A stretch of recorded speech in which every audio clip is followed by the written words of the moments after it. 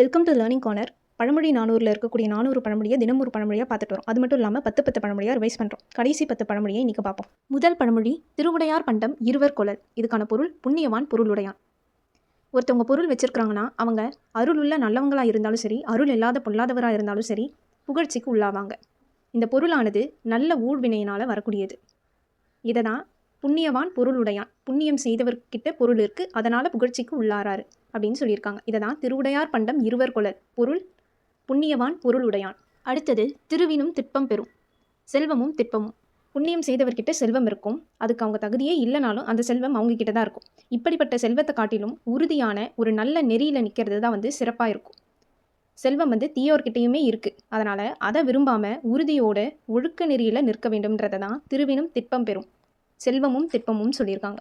அடுத்தது, திங்களை நாய் குறைத்தற்று. இதுக்கான பொருள் பெரியோரை படிக்கும் சிறியோர். நாய் நிலவை பார்த்து குறைக்கிறதுனால நிலவோட பெருமை குன்றிவிடாது. அது நாயோட அறியாமையை தான் சொல்லும். அதுபோல தான் பெரியோர் ஒரு சிறியோர் படித்து பேசுகிறாங்கன்னா அந்த சிறியோர் தான் அவமானப்படுவாங்க.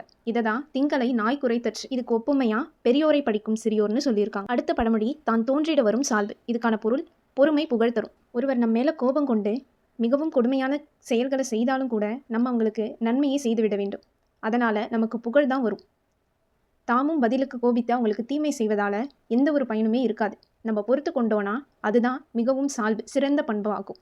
இதை தான் தான் தோன்றிட வரும் சால்பு, அதாவது பொறுமை புகழ் தரும்னு சொல்லியிருக்காங்க. அடுத்த பழமொழி, தாரா படினும் தலைமகன் தன்னொளி 100,000 நேர். இதுக்கான பொருள் தலைமகனின் சிறப்பு. திருநீறு படிந்து மாணிக்கத்தோட ஒளி குறைந்து விடாது. அதுபோல தான் சான்றோரானவர் சிறியவர் கூட்டத்தில் இருந்தாலுமே அவரோட சான்றாண்மை குறையாம தான் இருப்பார். இதை தான் தாரா படினும் தலைமகன் தன்னொளி 100,000 நேர், அவர் 100 பேருக்கு சமம்னு சொல்கிறாங்க.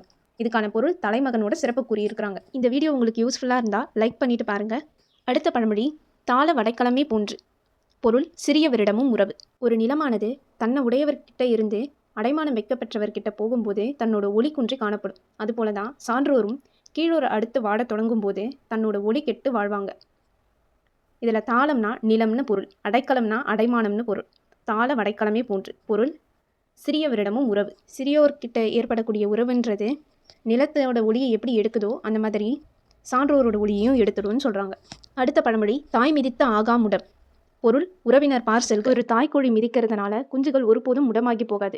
அதுபோல தான் நம்ம மனம் வருந்துமாறு ஒரு உறவினர் பேசினாலும் கூட உறுதியான விஷயங்களெல்லாம் அவங்க கிட்ட தான் போய் கேட்க வேண்டும். அதுதான் நமக்கு நன்மையாகும். அவங்க திட்டுறதுனால நமக்கு எந்த ஒரு பாதகமுமே இருக்காது.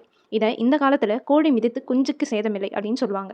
இதை தான் தாய் மிதித்த ஆகாமுடம், உறவினர் பார்சல்கன்னு சொல்லியிருக்காங்க. அடுத்தது, தாயருக்கு மக்களுள் பக்கமும் வேறு, சிலரிடம் அன்பு. இதுக்கான பொருள் என்னென்னா, தாய் பாசம்ன்றது பிள்ளைகளோட சிறப்பு, செல்வம் இந்த மாதிரியான தகுதிகளை வச்சு அமையாது. அது தாயுள்ளத்தோட தனித்த இயல்பால் அமைவது. இதை தான் தாயருக்கு மக்களுள் பக்கமோ வேறு, அதாவது சிலரிடம் அன்புன்னு சொல்லியிருக்கிறாங்க. இதில் பக்கம்னா பட்சம் அப்படின்ட்டு பொருள். பட்சம்ன்றது பாசம். அடுத்தது, தாயர் அழைத்து பால் பெய்துவிட தீயவரை தண்டித்த. குழந்தை பால் குடிக்க மாட்டேன்ட்டு இருக்கும்போது கூட குழந்தையோட நலன் கருதி தாய் அதை வருத்தியும் பால் ஊட்டுவாங்க. அதுபோல தான் நல்லோரும் தீயோரு வருத்தியாவது அவங்கள நன்னெறிப்படுத்துவாங்க.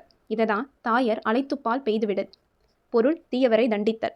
இதில் அழைத்தல்னா வருத்துதல், இல்லைனா அடித்தல்னு பொருள். அடுத்தது, தாமிருந்த கோடு குறைத்துவிடல், உபகாரத்துக்கு அபகாரம். உதவின்னு கேட்காத போது நமக்கு தானாகவே உரிமை பாராட்டி உதவி செய்தவங்களுக்கு நம்ம பிறரோடு சேர்ந்து கொண்டு கேடு செய்யக்கூடாது. அப்படி செஞ்சோன்னா நமக்கு அழிவு தான் சேரும். இது எதுக்கு ஒப்புமையாக சொல்கிறாங்கன்னா, தானே இருக்கக்கூடிய கிளையை வெட்டக்கூடிய மூடனுக்கு சமம்னு சொல்கிறாங்க. அது அவனை தான் கீழே விட செய்யும். இதை தான் தாமிருந்த கோடு குறைத்து விட, உபகாரத்துக்கு அபகாரம். இந்த பழமொழிகளை தாண்டி இந்தியன் பாலிட்டியோட டெய்லி லைவ் டிஸ்கஷன் நம்ம சேனலில் போயிட்டுருக்கு. Afternoon 3 o'clock interested people join பண்ணிக்கோங்க. இந்த வீடியோ உங்களுக்கு யூஸ்ஃபுல்லாக இருந்தால் உங்கள் ஃப்ரெண்ட்ஸ்க்கு ஷேர் பண்ணிவிட்டு லேர்னிங் கார்னரை சப்ஸ்கிரைப் பண்ணிவிடுங்க. லைக் பண்ணாமல் பார்த்துட்ருக்கவங்க லைக் பண்ணிவிட்டு பாருங்கள். தேங்க்யூ.